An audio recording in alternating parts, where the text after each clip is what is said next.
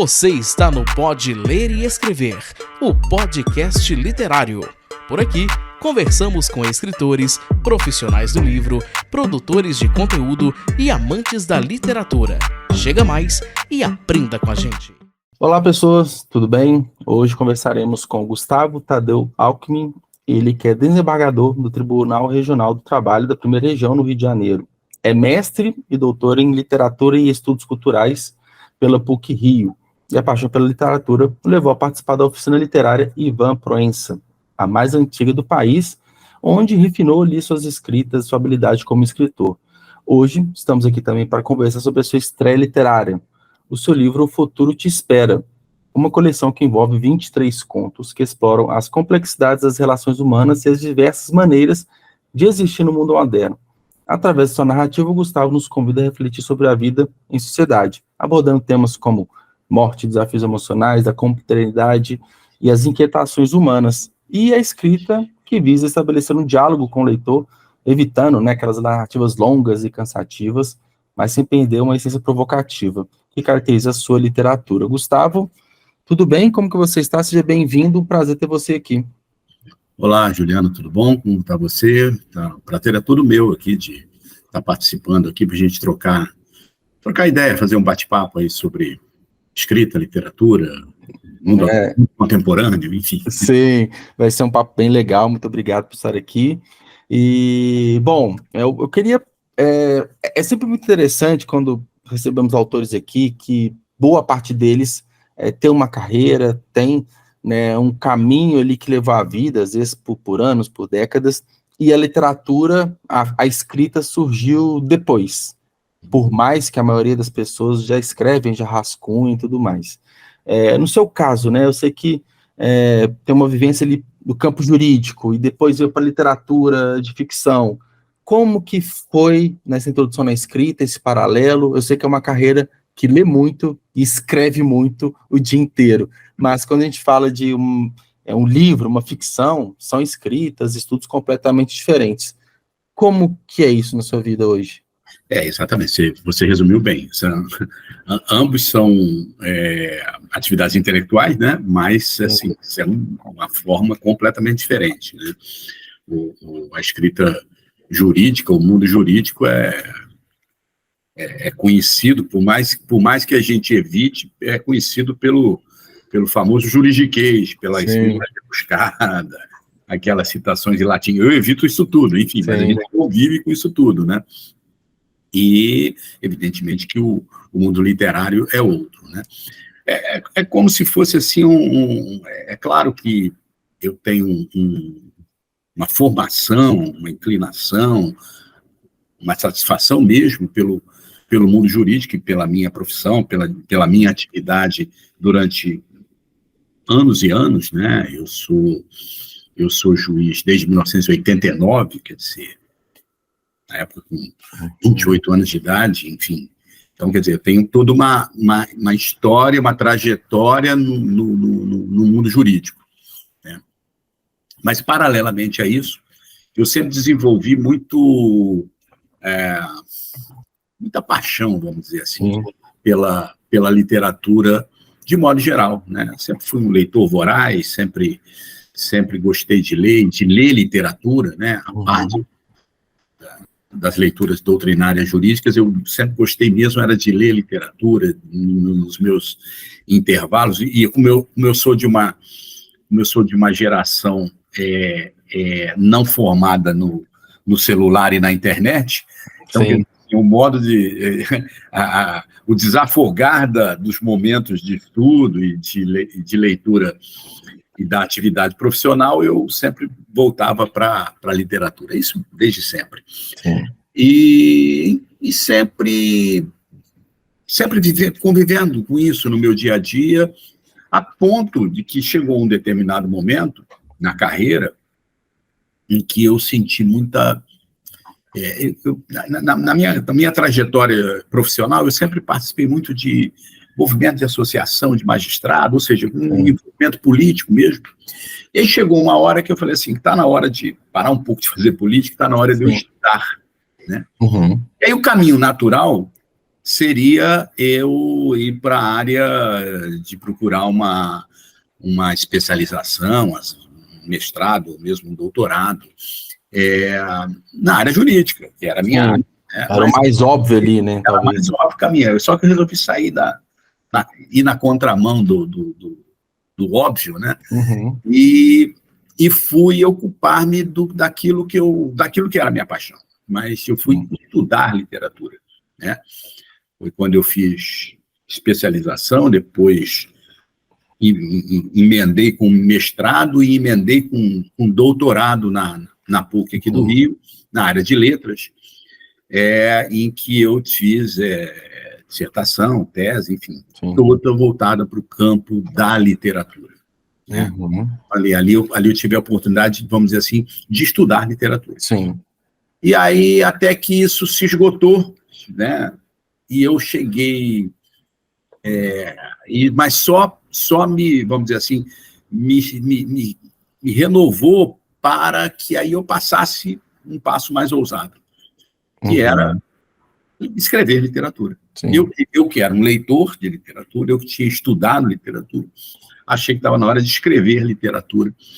E aí você fez uma boa referência, claro que eu sempre tinha aqueles textos de gaveta, né? Uhum. Que a gente não mostra para namorar, não mostra para mulher, não mostra para ninguém, né? A gente aquele treinamento, né? A gente está ali tomando coragem de expor um texto, né? Exatamente. Foi quando eu fui fazer a oficina literária do Ivan Proença aqui. E ele foi... Ali você é obrigado a se expor, né? Porque não tem como. É submetido a não só a ele, como ele também tem por hábito de submeter, de que os outros alunos também leiam os textos dos demais. Então, aí eu já quebrei uma barreira. E aí, ele foi o primeiro e o maior estimulador para que eu devia... Ele passou a gostar muito dos meus textos, falou, olha, você tem que publicar isso. Está na hora de você publicar. Foi quando aí, finalmente, eu parti aí para o passo ainda mais ousado na minha vida, sem abandonar a atividade profissional, porque não tem como, até, enfim, ocupa bastante meu tempo, mas paralelamente desenvolvendo aí essa... E nesses estudos, né, tanto mestrado quanto doutorado, já tinha essa ideia de publicar um livro, né, ou foi algo mais, assim, um complemento, às vezes, pessoal, uma vontade só de estudar, de aprender um campo... Está gostando desse episódio? Já vamos voltar, mas eu quero só dar uma dica super importante para você que é autor independente. Conheça o Clube de Autores, que é a maior plataforma de autopublicação de falantes da língua portuguesa do mundo.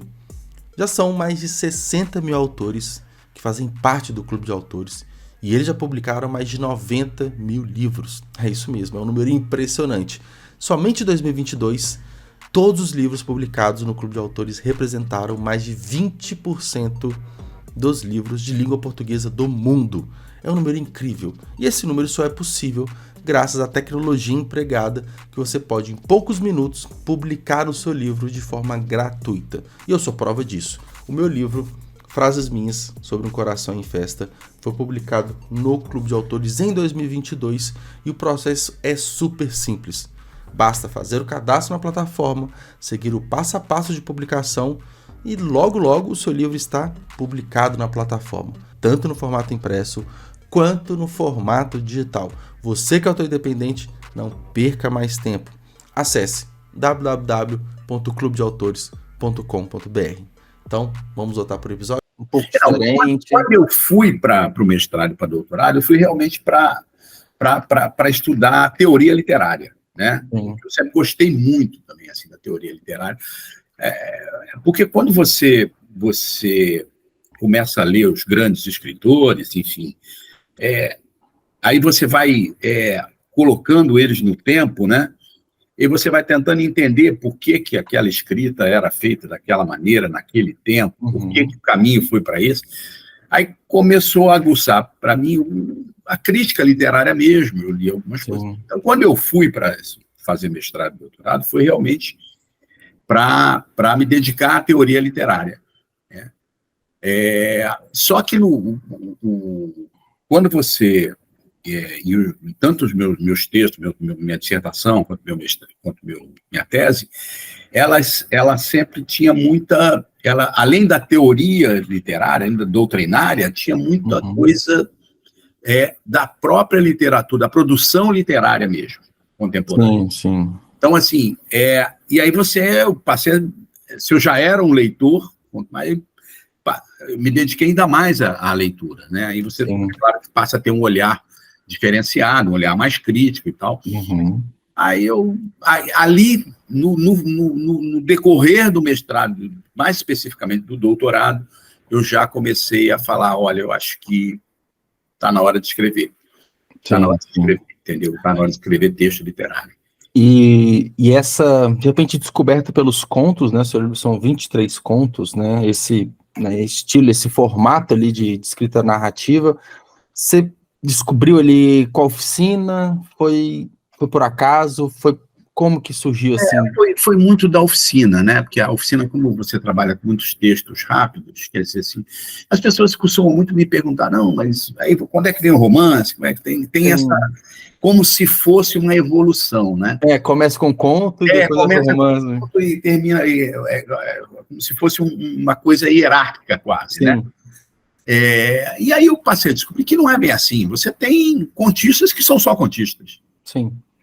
E eu costumo falar que o conto, ele é até mais difícil que escrever com romance, porque em poucas palavras ali, em poucas páginas, você tem que desenvolver uma trama, uma narrativa envolvente, construir personagens, e ele com 10, 15 mil palavras ali no máximo. É um desafio muito grande, né? O romance não tem esse limite, né? Você pode ir desenvolvendo tranquilamente. Para mim é mais desafiador um conto nesse sentido. Então, por essa ótica que as pessoas têm, né, acreditando que o conto é mais facinho e depois complica no romance, essa lógica às vezes não faz sentido, né?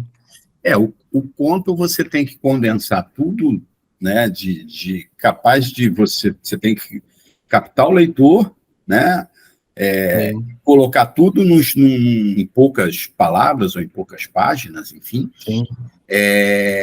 e conseguir ali transmitir alguma coisa, né? Exato. E aí, como toda literatura, ele pode transmitir estranhamento, pode transmitir emoção, pode transmitir reflexão, aí o que o leitor vai fazer com isso, mas o Júlio Cortázar, ele tem uma comparação que eu acho muito, muito interessante. Ele fala que o romance é uma luta de boxe em que se ganha por pontos. E o conto é a mesma luta de boxe que você ganha por nocaute. Sim, eu já ouvi isso. Essa metáfora, né? É uma metáfora que é bem interessante, né? Faz bastante sentido. Inclusive, se a gente for pegar pelo gosto ali do leitor, às vezes ele só quer um conto mesmo, ele quer, às vezes, em 40, 50 minutos, começar e terminar uma história que é esse, né? Você se prepara para uma luta e assiste ali 2 minutos, que é um nocaute, e você ficou satisfeito por isso. Mas tem gente que gosta de ficar navegando no romance por semanas, por meses, lendo e desfrutando, né, de uma narrativa mais extensa. Isso é até um ponto para descobrir o leitor, né? Até para entender para quem que a gente está escrevendo, né? Hoje em dia, né, Juliano, na verdade, eu particularmente gosto muito dos tijolões. Eu gosto do tijolão, entendeu?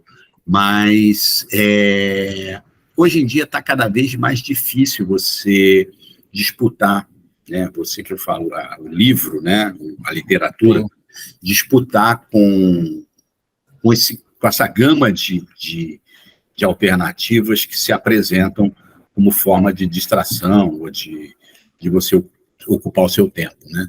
É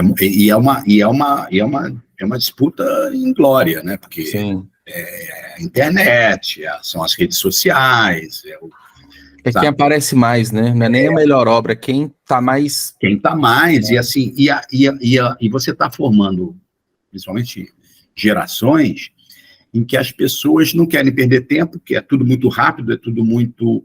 Então, assim, é difícil, nesse mundo, o sujeito se dedicar um tempo para digerir, entender e ficar num romance. Desfrutar mesmo, né? Aproveitar ao máximo. Desfrutar mesmo, né? Então, hoje as pessoas querem. E acho que aí talvez o conto, ele talvez se encaixe melhor nessa coisa assim de ser uma resposta meio rápida, ou uma história e tal. Que, na verdade, são duas contações de histórias, né? Ambos, você está contando história. Né? E, bom, a gente, querendo ou não, já começou ali a conversar um pouco sobre esse comportamento, sociedade, sobre como que a gente tem lidado hoje, né, com todos os acontecimentos, o imediatismo no dia a dia. Tem um pouco disso no seu livro? Essas reflexões, esse tipo de reflexão está dentro ali do livro? Tem algo nesse sentido, em alguns contos? Vamos começar a falar sobre essa questão da literatura, reflexão social. Eu tenho, assim, minha preocupação, quer dizer, não é preocupação, né? Minha tendência na minha escrita sempre foi muito focada, muito do homem urbano, embora às vezes com reflexões. Eu tenho histórias que se passam na cidade do interior e tal, mas assim, sempre do homem urbano, né? É claro que eu falo do meu lugar, não tem como. Sim. E muito em torno de questões mesmo do nosso dia a dia, do nosso cotidiano, são questões contemporâneas, né? Desde a nossa pandemia, né, que nos levou a tantos efeitos danosos na nossa vida, até mesmo com essa coisa desse mundo, esse mundo em torno da celeridade, em torno da internet, em torno do... Né? Então, assim, eu tenho mais de um conto focado nessa questão, um sujeito que tem uma depressão profunda e vive nessa roda viva, né? Ou sujeito que trabalha em home office, se comunica com o mundo pela uma telinha de computador, né? Faz tudo, desde pedir alimentos, roupas, trabalha e faz tudo tem prazeres, conversa. Hoje até sexo virtual se faz tudo pela telinha do computador, sem sair de casa. Né? Então, assim, eu tenho uma preocupação muito com essas reflexões, que são reflexões que às vezes nos passam muito batido, que a gente não para pensar, não para refletir, né? Então, assim, eu tenho muito um foco em questões que eu digo banais. Estão presentes aí no dia a dia, com o homem comum, eu não tenho nenhum personagem extraordinário, né?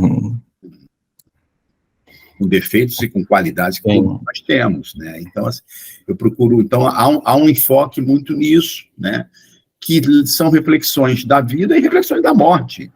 Sim, que faz parte, né? Faz parte, faz parte da vida, vamos dizer assim. Sim. Então, eu tenho muito esse foco mesmo, né? É meio automático, sai meio assim, mas talvez, sei lá, pelo modo que eu vejo hoje. Sim. Acaba que... É engraçado, né? Você falou muito o exemplo do exagero ali do digital, né? A gente faz tudo ali por tela. E só que você mostra isso por um livro, né? Então, de repente, parte do público que pode sentir ali uma empatia com a escrita, talvez não ocupe tanto tempo lendo, né? Que eu acho que é até um desafio, né? Em épocas de vídeos rápidos, de 30, 90 segundos, a pessoa parar e ler. Eu tenho muito para mim que alguns momentos do dia que eu desconecto, saio do computador, deixo o celular de lado, vou ler um livro, que ali eu sei que eu vou concentrar e vou esvaziar minha cabeça ali desse frenesi todo ali que a internet nos traz, né? O trabalho, enfim. Então, é engraçado, né? A gente falar sobre esses assuntos cotidianos que num livro, né? Talvez a forma mais fácil de chegar na pessoa seria num vídeo, mas que eu acho que é muito interessante. Eu até vejo, de repente, num futuro, ainda está um movimento inverso, as pessoas estão ficando doentes, as pessoas estão tendo problemas de saúde, alguns problemas crônicos, crianças que já nascem com o celular na mão. Então, isso tudo aí é algo a se pensar mesmo, né? E quando você coloca essa discussão num livro, de repente já é um primeiro passo ali para a gente voltar, que era, de repente, algumas décadas atrás, né? É exatamente isso que você falou, quer dizer, sou até meio contraditório, é isso mesmo, entendeu? Você faz a crítica pelo livro de supostamente alguém que deveria ser o receptor dessa crítica não chega no livro. Enfim, é um instrumento que eu tenho, mas é isso mesmo que você falou. Acho que vai chegar uma hora que a humanidade... Eu vejo um lado positivo nisso, né, nessa história toda, assim, o lado positivo que eu vejo eu me lembro que quando começou essa história de que internet, aí começou livros digitais, né, e-books e tal, aí veio uma máxima do tipo assim, o livro acabou. O livro acabou, era o medo, né? Chegou o e-book, acabou o livro impresso. E a gente viu que na prática não foi bem assim, né? Os livros ainda continuam sendo muito ainda um objeto de consumo, né?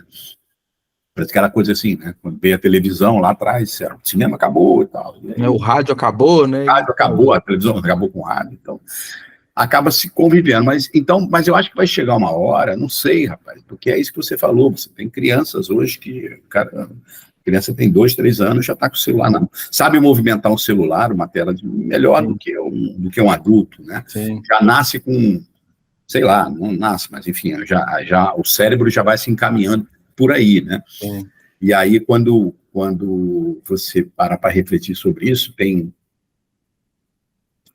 um streaming desse, não me lembro qual, tem um documentário que mostra bem isso, o quanto nós somos movidos e movimentados pelo algoritmo e por tudo que você pensa que você tem uma vontade, mas a sua vontade é muito direcionada, né? E, curiosamente, no fim desse documentário, já vai caminhando para o final, há uma entrevista com alguns daqueles técnicos lá do Vale do Silício, de São Francisco e tal. E, a certa altura, eles falam assim, meu filho está proibido de pegar em celular. Porque ele sabe dos riscos, né? Ele está proibido de...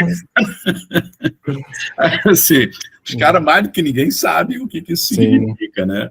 E a gente vai nesse consumo e se eu mesmo, acho que qualquer um, né? Eu que sempre gostei de ler, sempre fui um leitor, vira e mexe, me pego, às vezes, perdendo tempo em rede social e que não conduz a nada, né? A gente às vezes vai pegar o telefone... né? Na rede social todo mundo é feliz, todo mundo está alegre, todo mundo é bonito, né? Acaba que é uma nova forma de ficção, né? É um mundo paralelo ali que tem as verdades ali que você não sabe o que é verdade, o que é mentira, o que é fake, não é? Ainda mais, né? Você falou que tem contos que falam ali sobre pandemia, sobre todo esse problema que a gente teve. O digital ficou muito mais forte, né? Porque as pessoas em casa, o home office, né? Meio que foi oficializado como o meio de trabalho ali, né? A gente está conversando, viu? Uma videochamada online, que é algo que, de repente, não era nem pensado antes, né? Então, acho que forçou um pouco mais até o digital e talvez até junto com tudo isso, ver as discussões sobre saúde mental, sobre estar bem, sobre autocuidado, acho que aumentou muito também por conta, né, desse período de pandemia, e eu vejo até um movimento ainda um pouco tímido, mas de fato, de pessoas se preocupando, olha, eu estou usando muito, eu vou desinstalar o Instagram, eu vou tirar uma rede social, eu vou controlar um pouco mais o meu tempo no celular, porque de fato isso, né, tem prejudicado. Então, e o livro, até complementando o que a gente falou agora há pouco, é uma resistência muito forte, porque o jornal foi embora, né, o jornal impresso, né, foi substituído pelas redes sociais, né, o rádio foi para o YouTube e para as outras plataformas para se manter vivo ali, né, outros canais. E o livro impresso ainda continua vendendo bastante, né, o livro impresso ainda é o principal canal de venda de livros, né. São desafios, né, que a gente tem. Acho que você resumiu bem a palavra, né? Resistência, né? Sim. O livro hoje virou uma forma de resistência. Sim.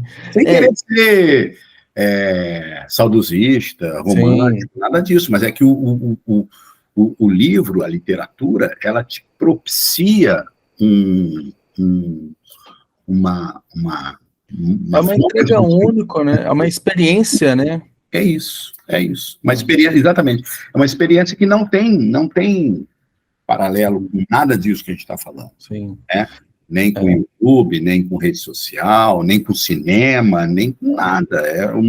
A experiência do leitor com o livro, com a literatura, é muito única, muito única. Sim. O livro ele nos traz, né, principalmente quando tem um bom trabalho gráfico, né, tem algumas editoras que são, né, tem como marca registrada capas bonitas, diagramações maravilhosas. Receber o livro em casa, né, essa experiência do toque, né, do cheiro, né, de colocar na estante e é um artigo de decoração, é algo ali que, né, só o livro pode entregar isso, né, e a gente vive numa comunidade, numa sociedade, na verdade, que ela é consumista, né, quer sempre comprar mais, a gente é induzido a isso, né, ao consumo, e o livro também está nessa onda, né, de consumir cada vez mais, a gente colocar livros na prateleira. Então, eu acho que são essas coisas ali, né, os acontecimentos da sociedade que faz com que a gente ainda tenha esse desejo de publicar um livro impresso e distribuir o livro impresso, né? Exatamente. Quando eu publiquei o meu livro, né, assim, recebi ele em mãos, realmente... Eu ia te perguntar isso, essa experiência, o que é teu livro? As pessoas costumam falar como se fosse um filho, tal, não sei se a comparação é exatamente essa, mas é uma coisa que você fala assim, cara, fui eu que fiz, sabe? Dá orgulho, né? Fui eu que fiz, dá um orgulho danado e tal, de saber... porque quando você faz assim, o lançamento do livro, né? Você fez o lançamento do livro, né? Aí vai muita gente, amigos, conhecidos, enfim, né? Mais amigos conhecidos mesmo que vão. Porque, inclusive, foi meu primeiro livro, enfim. E aí você fala, e aí aí vocês, quando você esbarra com o outro, fala, o livro é legal e tal, aí você, beleza, coloca na conta lá de que a pessoa leu porque, elogiou porque é seu amigo, né? Sim. Mas à medida que você começa a receber retorno, às vezes de gente desconhecida, às vezes mesmo de gente que você conhece, mas que faz né, não diz só que o livro é bom, diz por quê, e no que gostou, o que tocou, o que sentiu, aí é muito prazeroso, né? Aí é uma coisa assim... aí você vai entender aquela introdução do Machado de Assis em Brás Cubas, quando ele fala assim, apenas, basta ter alguns desses leitores, sabe, assim, se eu tiver 10 leitores, já estou feliz, é mais ou menos isso, você começa assim, aí basta um leitor te dar um retorno desse, você já fala assim, valeu a pena, já tô legal, já dá um orgulho danado, entendeu? Sim, primeiro aquela satisfação pessoal, né, dessa realização, né, da conclusão, né, ainda mais você que estudou bastante, né? Não só com o objetivo só do livro, mas depois de tantos anos estudando, né, aperfeiçoando, finalizar uma obra talvez ali já basta, né? Já a primeira realização. E de repente esse medo, né, igual a gente falou no começo, aqueles escritos guardados, os primeiros escritos agora é para valer, né? O livro já está publicado, então como que essa recepção do público, de pessoas desconhecidas, dá aquela ansiedade também, né? Não, e aquela coisa assim que você aprende, você lê muito isso, e é uma verdade, né? Que quando o escritor, né, o autor põe a obra no mundo, ele deixou de ser dono dela e cada um interpreta do que quer, né? Então a gente sempre se sabe disso na teoria, né? Sim. Mas é muito interessante você ver isso na prática. Claro. Eu, na condição de escritor, que quando eu escrevi o texto, eu tinha uma coisa em mente, eu tinha um objetivo em mente e tal. Sim. E o leitor vê aquilo da maneira dele, e não necessariamente é como você... não é aquilo que te impulsionou a escrever, entendeu? Mas acontece e é muito legal. Sim. Eu gosto de fazer uma reflexão também, que diferente, né? A gente falou dos vídeos curtos, até de um filme, de uma série. Quando a pessoa pega um livro para ler, ela tem um contato íntimo, mas também distante, naturalmente, do autor por semanas, de repente, né? Então é aquele livro de cabeceira, toda noite a pessoa tira 10, 15 minutinhos, ou então, no seu caso, às vezes lê um conto ali por dia, fica o mês inteiro te lendo. Então, é uma relação que só o livro entrega, né? Esse contato íntimo com o autor. A pessoa vai lendo, vai refletindo, vai marcando os pontos que mais chamam a atenção, e compartilha nas redes sociais muitas vezes as impressões. Isso, de novo, é só o livro que consegue entregar esse tipo de experiência, né? Exatamente isso, exatamente. E assim, é uma coisa assim, e esse leitor vai fazer isso vai chamar a atenção dele de algumas coisas, e o outro de outra coisa Completamente diferente. Né? Então, e é uma mesma obra, quer dizer, é o mesmo texto. Né? Sim. E propicia isso, quando você tem um texto teórico, doutrinário, é meio pão, queijo, é isso, né? Pô, agora, literatura é uma escrita aberta, né? Ela tem muitas interpretações, né? Não vai agradar todo mundo, não é para todo mundo também. Não é para todo mundo, exatamente. Às vezes não é para agradar mesmo, porque, enfim, às vezes é um público que se identifica, outros não. Sim, e tá tudo certo, né? Às vezes a pessoa acha que o livro é de alguma coisa, tem uma quebra de expectativa ali, né? Enfim, isso não tem nenhum problema. E assim, você veio, né, ali de graduação, dessas escritas do juridiquês todo, né? Dissertação, a defesa de tese e tudo mais, naturalmente é muito escrita, e depois para a escrita de ficção, né? Há muitas diferenças, acho que isso é natural, mas o que foi mais desafiador, assim, de escrever mesmo o livro, né? Até ele ficar pronto, o processo de edição, achar uma editora, é uma descoberta também, né? Uma nova descoberta ali, né? É uma descoberta certa porque é um mundo desconhecido, né? Sim. Você fala assim, escrevi um conto, gostaram e tal, e tá tudo certo. Não é bem assim, tá tudo certo, né? Então, assim, você tem todo um processo num mundo desconhecido que você vai conhecer, aí você vai submeter a um editor, e assim, o editor vai gostar ou não vai gostar, né? E eu me lembro quando eu mandei os meus textos, eu mandei sem título. Eu mandei sem título, não tinha título.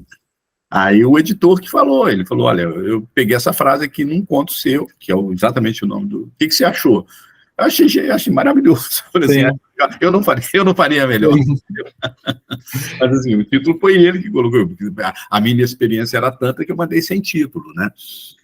E o maior desafio aí é uma coisa muito pessoal, é um perfeccionismo absurdo que eu tenho de cada vez que eu fazia uma revisão, eu corrigia alguma coisa e tal, e aí chega uma hora que você tem que parar. Tem que se colocar, tipo assim, se mexer mais, estraga, né? Para, porque senão isso é infinito. Sim. Né? Então, assim, eu tinha vivido essa experiência quando da minha dissertação, quando da minha tese, que meu orientador falou, cara, já tá bom, chega. Né? E assim, e depois de defendida, até ainda achava que não, mas podia ter melhorado aqui e acolá. Então, assim, mas é uma coisa quase objeto de terapia minha.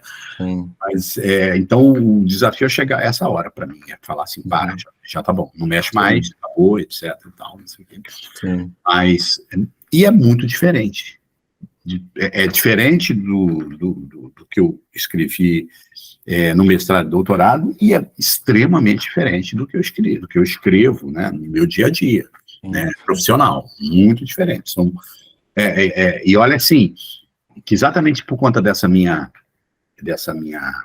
vamos dizer assim, dessa minha tendência, essa minha paixão pela literatura, eu desde o início da carreira como juiz, que eu procurava fugir um pouco daquela coisa extremamente formal, extremamente rebuscada, dar um pouco mais de leveza na minha sentença, nas minhas decisões, enfim, fazer uma coisa minimamente ininteligível para que não fosse da área, né? O cara não recebeu uma sentença em casa, olhar e falar assim, nossa, tá lindo. E agora? Eu ganhei o Tem que traduzir, né? Entendeu? Então, tentar fugir disso daí, mas ainda assim você vive num meio que é assim, né? Sim. Então, é muito difícil.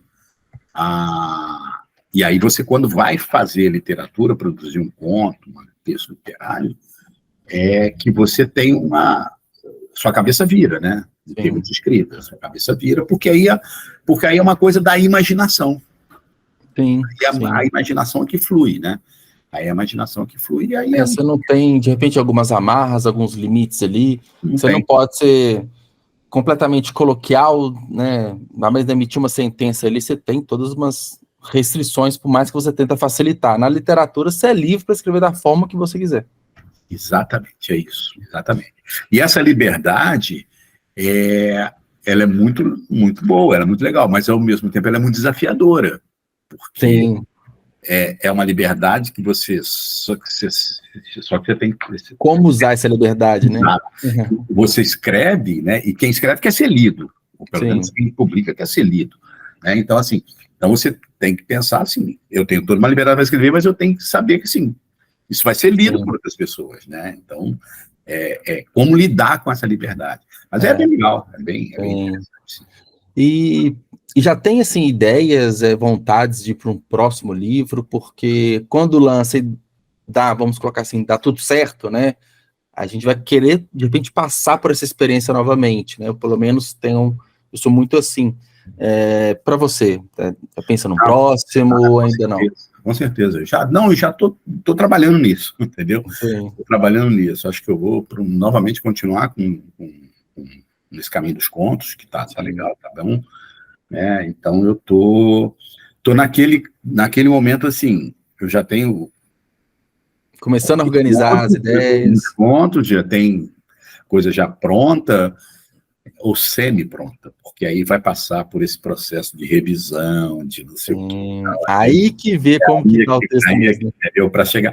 E eu fiquei, por exemplo, aí eu estava assim, final do ano, tal, estava meio cansado com o negócio de trabalho, falei, tá difícil acumular tudo, porque o trabalho continua, né?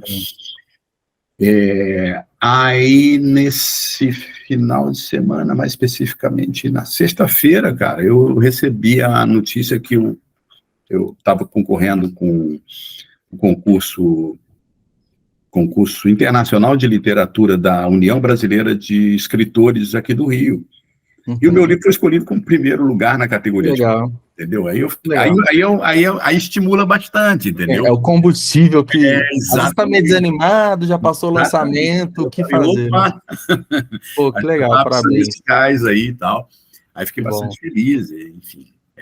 Porque é isso que a gente estava falando, quer dizer, é uma forma de reconhecimento e um reconhecimento que não passa naquele viés de amizade, de parente que gostou, enfim, um reconhecimento externo, e foi bem legal. E vai, né, promovendo ali uma vontade cada vez maior de continuar, né, de escrever cada vez mais. Aí o desafio passa a ser maior também. E a gente tem desafios, né? Sim. Senão você se incomoda, cara. Sabe, assim, eu acho que esses desafios que você se impõe, que são desafios factíveis, né, que é possível eu acho que são estimulantes para a nossa vida mesmo.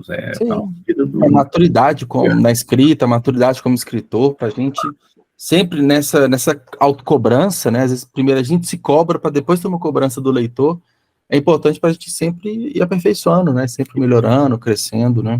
É isso, exatamente isso. Bom, Gustavo, chegando aqui no final da nossa conversa, queria agradecer o papo com você, gostei bastante, e para a gente finalizar aqui, onde que as pessoas podem encontrar o seu livro, mais conteúdos, enfim, sobre a sua escrita? Cara, o lugar mais fácil, hoje em dia, assim, até porque a gente estava criticando tanto a internet. Mas a gente precisa dela, né? Não tem como. Precisa dela, e ela traz facilitadores, né? Sim. E aí, além da página da editora Sete Letras, o lugar mais viável, mais prático, mais fácil, hoje é a Amazon. Sim. Encontra lá com facilidade e tal. É só procurar, né? O futuro te espera. Sim. Ótimo, bom que você mostra ali também, legal. O futuro te espera, então, assim, é facinho de achar e não tem dificuldade nenhuma, não. Tá? E minhas redes sociais estão aí, qualquer coisa, eu estou super à disposição. Combinado. Então, muito obrigado, Gustavo. Obrigado pela participação e desejo cada vez mais sucesso aí e cada vez mais escritas, mais palavras. Valeu, Juliano. Obrigado você aí pela paciência, pelo papo. Foi ótimo. Interessante e tal. E estamos juntos. Qualquer coisa, estou à disposição. E boas leituras para nós, né? Obrigado, para nós. Valeu, um abraço, até mais. Tchau, tchau. Um abraço.